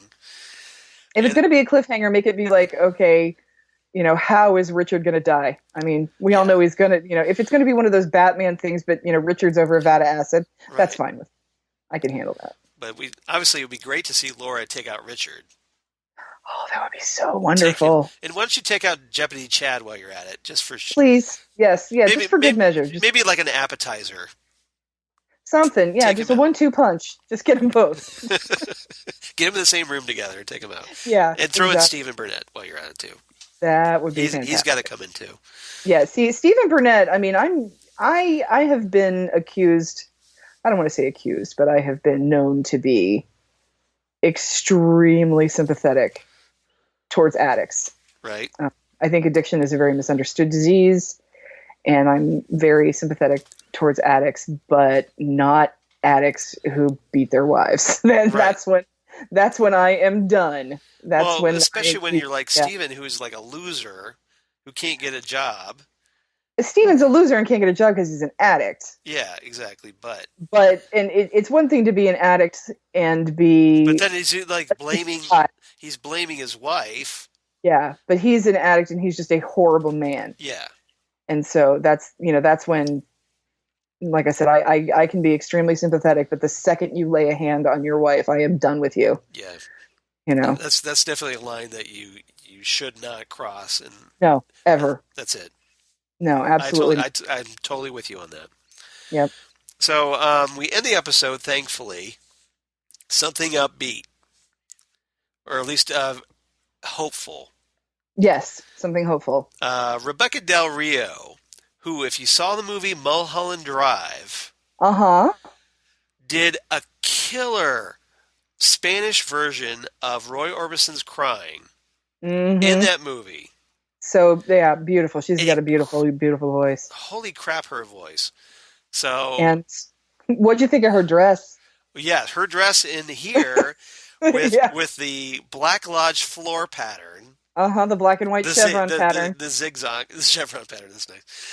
Yeah. No, believe me, that's what it is. I've been looking for flooring and carpet that looks exactly like that. Yeah. Mm-hmm. Oh, if you get carpet like that, I gotta check that out. That's gonna. Yeah, that's. I have some picked out. I just need to. And then paint the walls red, and that'd be fantastic. That'd be fantastic. I know, right? That's part of the Pez room is the idea is for it to be kind of also a Twin Peaks room, because I have that sort of antique chair in there, and then I'd like to do red curtains and black and white chevron carpet. That's the plan. That's what I would love to do with my comic book room, because that'd be fantastic. Yeah, that'd be great. But yeah, Rebecca Del Rio, Moby is playing on guitar in this. Moby's on guitar. Yeah, check him out. Yeah, but yeah, Rebecca Del Rio, another powerful version. The song called "No Stars," which apparently she did on one of her albums in 2011. Okay. Co-written by David Lynch. Yes. But she does it again here, and it's almost like a 5-6 minute song, but it's really good. Exactly, it's really good, and it cushions the blow a little bit, because every time I feel so bad, because every time I see the Roadhouse, I'm like, damn it. Yeah. But it was good to like scrape some of that scum of this episode off. Oh yeah, you had to. This was definitely an episode where you kind of wanted to take a shower afterwards. Yeah, so you could just kind of lose yourself. It's a very like dream pop song, and you just lose yourself in it. Just like I could see Julie Cruz doing this song.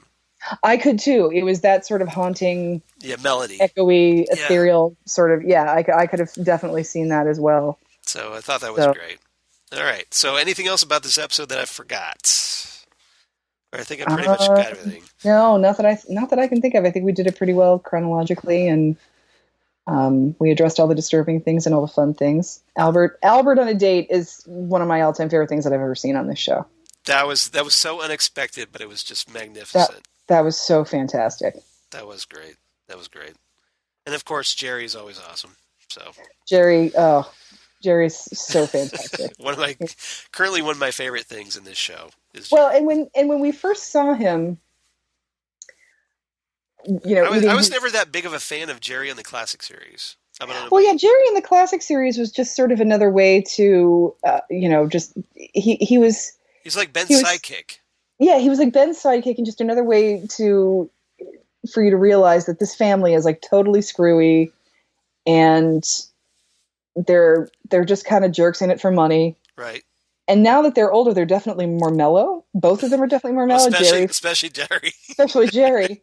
But in that first episode where Jerry is eating the baked banana bread, the double baked banana bread. Yes. And he's just sitting there. I just thought, and he's in his aging stoner Pacific Northwest hiker outfit. I'm like, this is exactly where Jerry would have gone. The second marijuana was legal in Washington State, Jerry would have been all over that. Right. This is he would have probably been he would have been mellowed out after all the years of travel and, all the ice queens that he had vetted.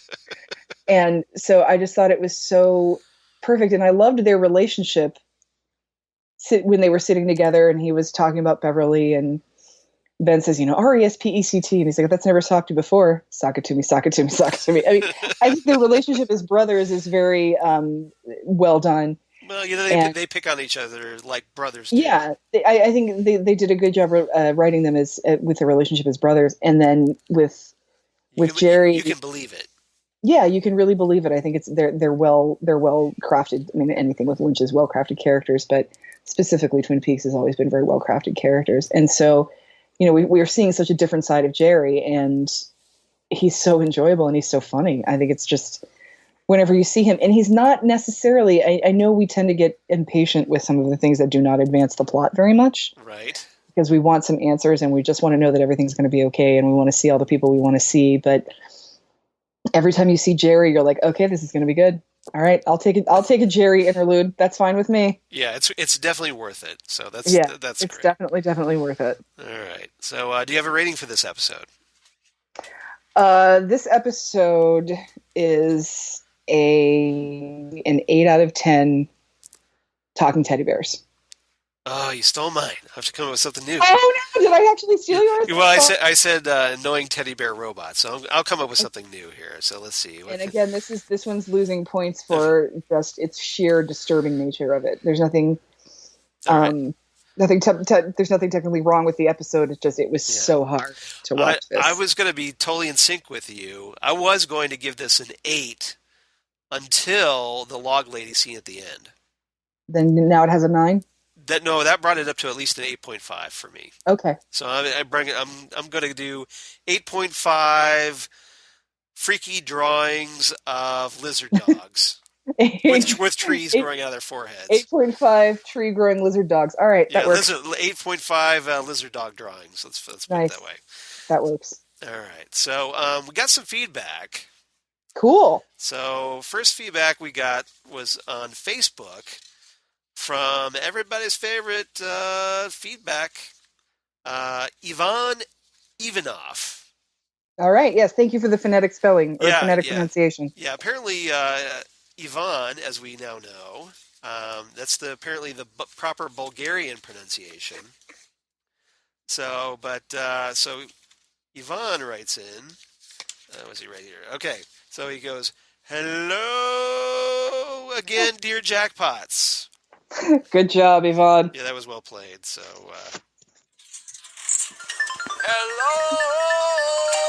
hello! Right back at you.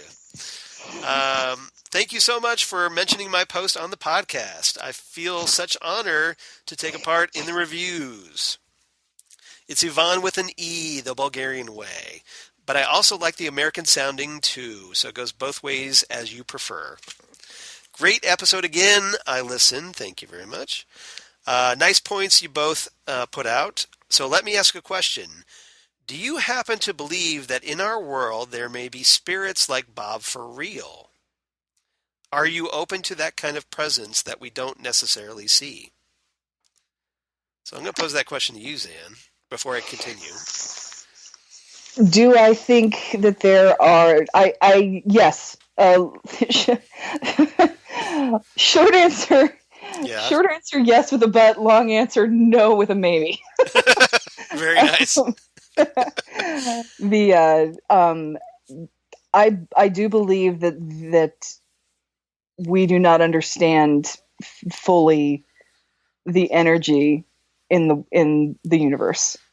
And that there are definitely different energies within the universe that can affect living things. Right.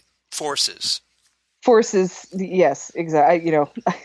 I've been from one end of this galaxy to another, seen a lot of strange stuff. Very nice, very nice. But I do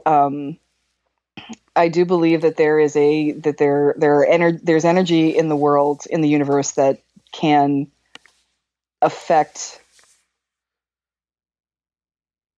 us. Now, do I necessarily think it's something that can possess us in such a specific way like a Bob?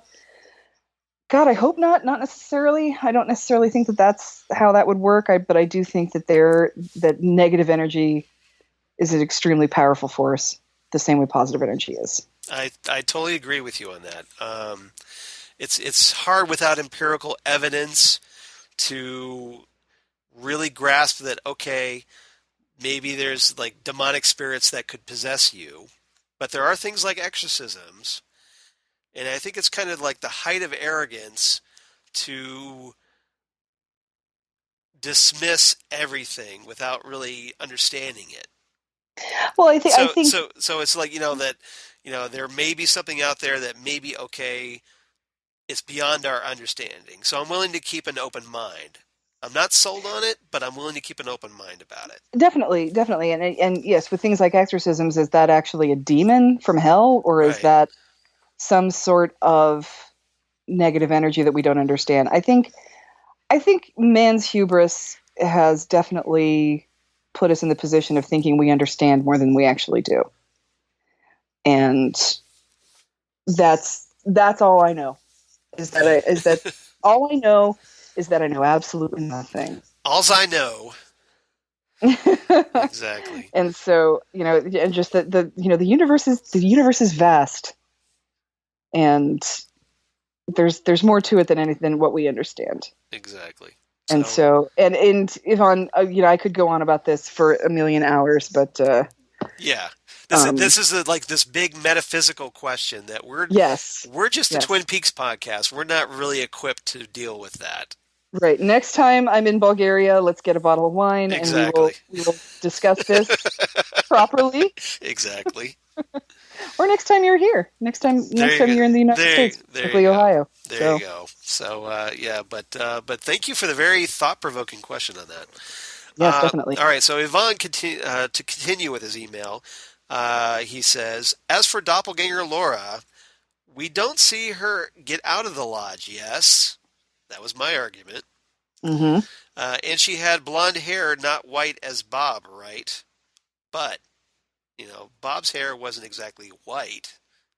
No, Bob's was like this disgusting dirty gray. It was like a dirty blondish gray, exactly. So, just the possession turned Leland's hair white. Right.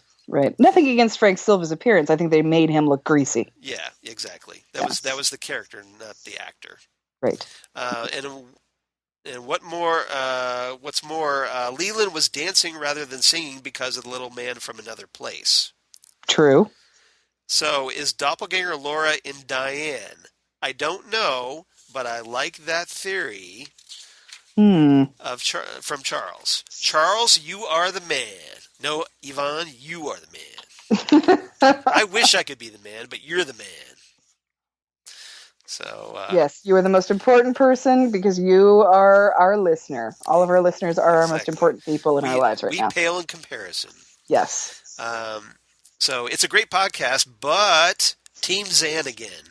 Yeah, baby. Where'd that come from? I thought you were like, I'm the man, and then okay, whatever. All right. Well, we both have our valid theories. I see where your loyalties lie. I see where it is. I see how this game is played. That one with Jerry was so funny. I thought he was like Mr. Bean going through the lodges with no clue whatsoever. Ha ha ha. Nice. Let's see. And play that I think I am high thing again. So funny. Do it again. Do it for Yvonne. I think I'm high. Oh, and you got a little notification chime in there as well. So I think I'm high, and Charles just got an email. Exactly. Ding. All right. I don't know where my car is. Yeah, so he says, well, thanks again for the great job you're doing. Best wishes from Bulgaria. Then he writes in 9 hours later, to the same post. So we get like Yvonne the sequel. Here are some of my theories. Did you notice that Evil Cooper lost his timbre voice, or I think it's probably more like a deep resonant voice or whatever, that sounded a little too deep and kind of heavy. When he was presented in episode 1, and I think Yvonne's right about this. In his car, the song was on. the song was also, what is he saying here? I guess the song was also kind of deep and heavy voice. Oh, he's talking about probably when he was talking on the phone in his car. That his voice, like when he was like talking to Diane. He said, or Gordon. I knew it was. He did that. I knew it was going to be you. Yeah. Yeah, exactly. So talking. I have not noticed that. Yeah, so it was almost like a drunk man is singing. So, my theory is that anytime we hear such a voice, it indicates the presence of a spirit. In the case of Doppelganger Cooper, that was Bob. So that would kind of make sense that, well, hey, he doesn't have that voice when he's talking with Hutch and Mrs. Hutch, Chantal, when he comes back. Yeah. So was that because Bob was ripped out of him by the woodsman? That is a really good question. That's what I'm asking. Yeah. And again, are we going back now to my Dark Crystal theory that there's an evil, there's a good and evil half in all of us, and not half. There's a good piece and an evil piece, and some of us are 99 to 1, and some of us are 50-50, and some of us are 99 to 1 the other way. And are these two separate pieces of the same entity? And so even though Bob is gone, we still have the evil part of Cooper, which, as we know, what I want and what is right are two very different things. Right. So, interesting. It's definitely something to ponder, I think. Yeah, absolutely. So good theory there, Yvonne.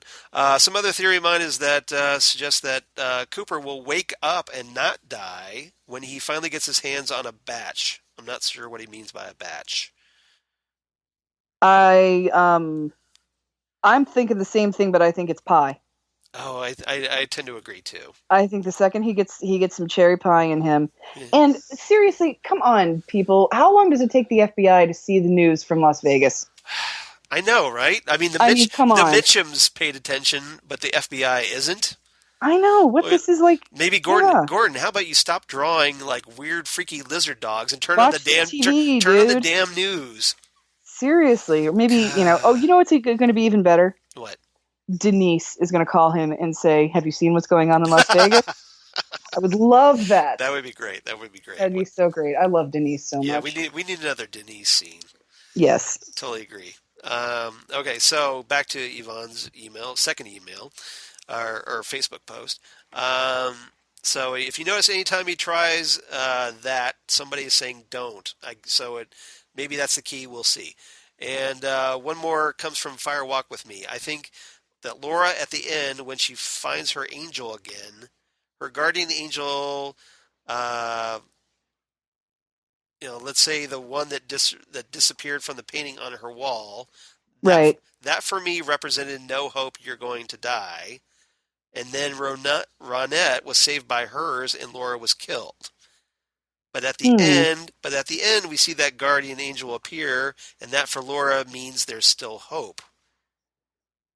And next to that scene, we see Agent Cooper looking for her, or holding her by the shoulder. Almost like that he's hope and that guardian angel. He will save her somehow, I believe. So that's my thoughts on the topic. And again, it's really interesting for me to watch the show and listening to you guys. Looking forward to the next episode. So are we. Thank you, Yvonne. So Yvonne's rather chatty today. Yeah, thank you, Yvonne. And yes, anybody else, if you've got theories, shoot them our way. Exactly. So yeah, obviously on the Facebook page. And then we got a YouTube comment real quick by Vesuvi Timo. Apologies if I totally butchered that name, Vesuvi. Yes, let us know what we've done wrong with pronunciations, please. And thankfully, Vesuvi is writing nice comments as opposed to Tachyon Time Lord, who is apparently going through each of our posts on YouTube and unliking the post.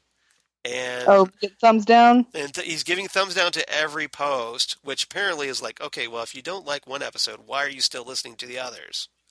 So he's just going through Southgate Media and not liking everything? Or at least ours. So okay. and then he's like, apparently we're not talking about the stuff he wants to talk about because he comments and says like, like, oh, there was this, and no, this was wrong. What you're doing, Well, don't saying give us is a thumbs down. wrong. Tell us what you want to hear.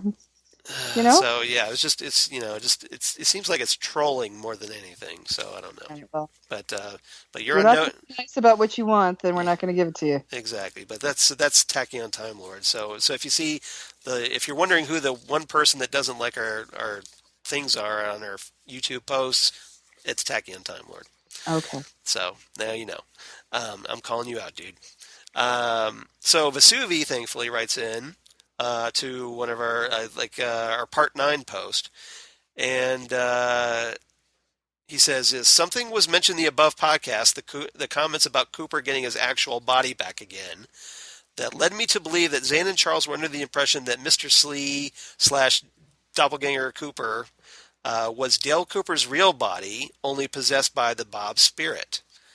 But it's my impression that Mr. C is the doppelganger of the good Dale with Bob's essence in tow, who was able to leave the waiting room of the lodges at the end of season 2 using the extracted soul of Wyndham Earl. So the good Dale's So his theory is that the good Dale's actual body was never out of the alternate dimension until it passed through the electrical outlet in season 3.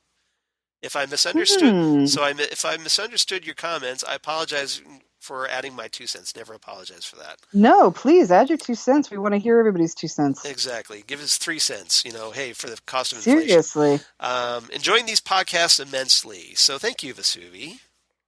Yes, thank you so much. Thank you so yeah, we obviously I wrote back and said, hey, thanks for listening.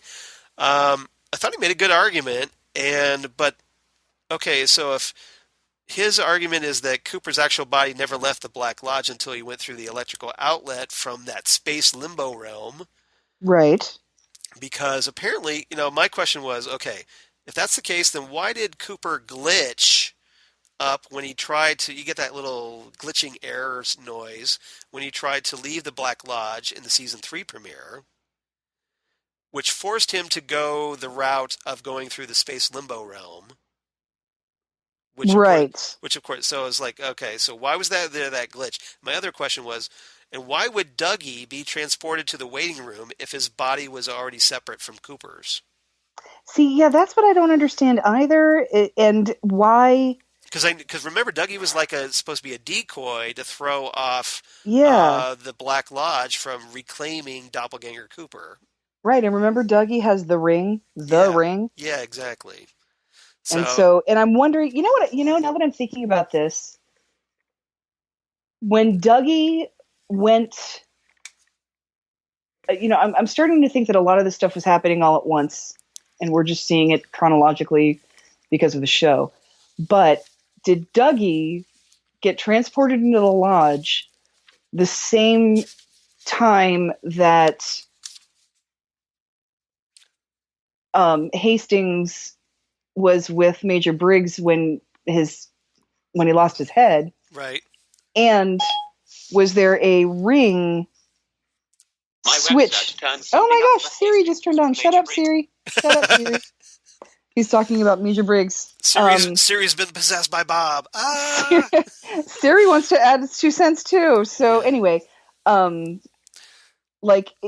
the reason, was the ring supposed to be in Major Briggs' stomach? Right. But it's Dougie's ring because of that switcheroo. Did something happen? Oh, that's a good question. Was there a problem with the rings because of that? Maybe, yeah, maybe. Well, maybe. Originally it was the Black Lodge ring in Major Briggs, but that got swapped out. Right, that's what I'm thinking. Yeah. I see where you're going with. I get it now. So that's a good question too.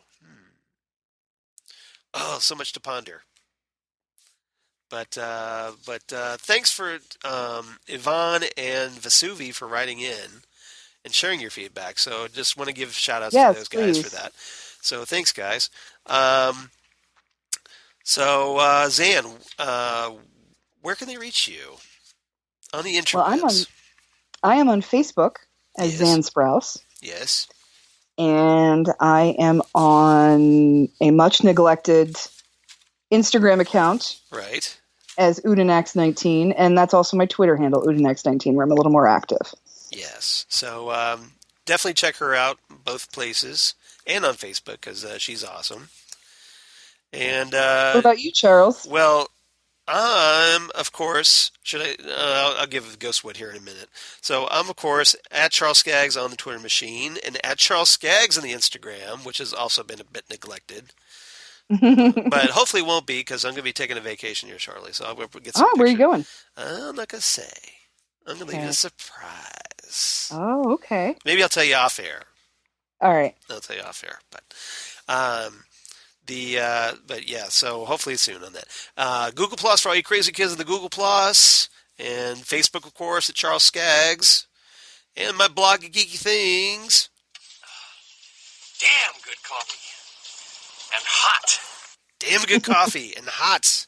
We're right about Twin Peaks and Ghostwood and all kinds of comic book and sci-fi geek news. And with San Diego Comic-Con going on this weekend, I'm going to probably have a lot of posts to write this weekend, so I'll probably be very busy. And so please check that out. And that's a great way to keep track of our Ghostwood when our Ghostwood podcast is released. In addition to our Ghostwood, the Twin Peaks Podcast Facebook page when we post new episodes. But you can also reach us at Ghostwoodcast on the Twitter machine. And if you want to email us, you can reach us at ghostwoodpodcast@gmail.com. Or you can reach us on the Facebook page or the YouTube, like Yvonne and Vesuvi did. Yep. So obviously that works. So that's good to know. And don't be like Tachyon Time Lord. Yeah.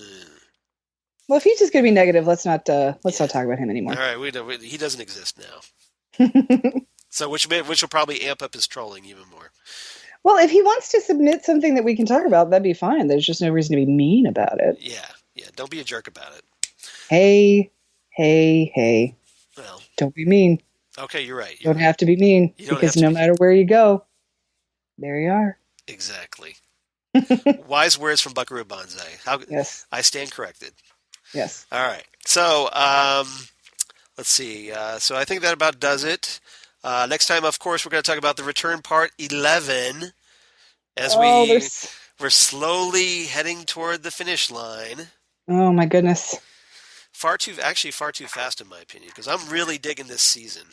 I am too. This is it was completely unexpected, and it's a welcome unexpected thing because I'm just pleasantly surprised by what we're getting. It's been wonderful so far. Yeah, and hopefully that will continue as all these divergent storylines start come together. They're coming together. So we're already seeing some movement finally. So it's all coming together. So be patient. And then I think that about does it. So we'll talk to you next time right here on Ghostwood, the Twin Peaks podcast. See you next time. Next week, everybody. Bye-bye.